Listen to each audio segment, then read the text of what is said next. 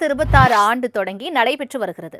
இந்த நிலையில 2026ல என்னென்ன சுவாரஸ்ய நிகழ்வுகள் நடக்க போகுதுன்னு தெரிஞ்சுக்கலாமா? 2026 பற்றிய பாபா வாங்கா கணிப்புகள் இப்போ ரொம்ப பரபரப்பா பேசப்படுது. உலகம் முழுக்க எதிர்காலத்தை முன்கூட்டியே கணிச்சவர்னு பேசப்படுறவர் பல்கேரியா நாட்டை சேர்ந்த பாபா வாங்கா. சின்ன வயசுல ஏற்பட்ட ஒரு பெரிய விபத்துல அவர் தன்னுடைய கண் பார்வையை முழுசா இழந்தாரு. ஆனா அதுக்கு பிறகு அவருக்கு எதிர்காலம் பற்றி தெரியும் ஒரு விசித்திர சக்தி வந்ததா சொல்லப்படுது. ஆரம்பத்துல கிராம மக்கள் மட்டும்தான் அவரை நம்பினாங்க.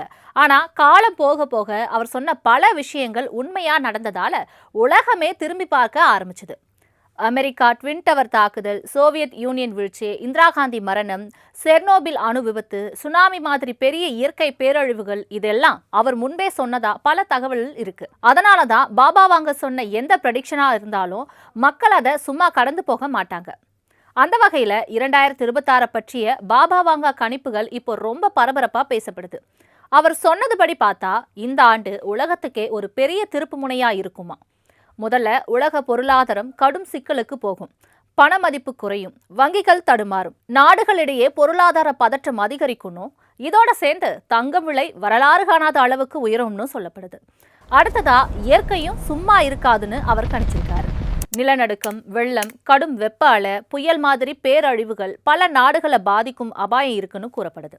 அரசியல் ரீதியா பார்த்தா உலக அளவுல பெரிய மோதல்கள் உருவாகலான்னு அவர் கணிச்சிருக்காரு. சிலர் இதை 3ஆம் உலகப் போரின் ஆரம்ப அறிகுறின்னு சொல்றாங்க. இதுக்கு மேல 2026ல மனிதர்களை ரொம்ப ஆச்சரியப்படுத்தும் ஒரு விஷயம் நடக்கும்னு பாபா வாங்கா கணிச்சதா தகவல் இருக்கு. அது என்னன்னா, ஏலியன்களோட முதல் தொடர்பு.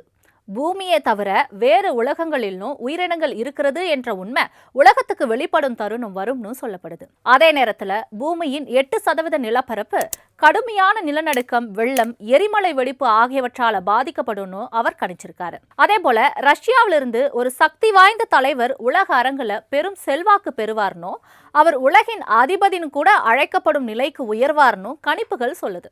இதோட சேர்த்து ஆர்டிஃபிஷியல் இன்டெலிஜென்ஸ் மனித வாழ்க்கையில மிகப்பெரிய ஆதிக்கம் செலுத்தும். வேலை வாய்ப்புகள் முதல் தினசரி முடிவுகள் வரைக்கும் ஏஐ முக்கிய பங்கு வகிக்கும் காலம் தொடங்கும்னு கூட பேசப்படுது. ஆனா இதையெல்லாம் நினைச்சு பயப்படுறதுக்கு முன்னாடி ஒரு விஷயத்த கவனிக்கணும். இவை எல்லாமே பாபா வாங்கா சொன்னதா கூறப்படும் கணிப்புகள் தானே தவிர இதுக்கு விஞ்ஞான ஆதாரமோ அதிகாரப்பூர்வ உறுதிப்படுத்தலோ கிடையாது.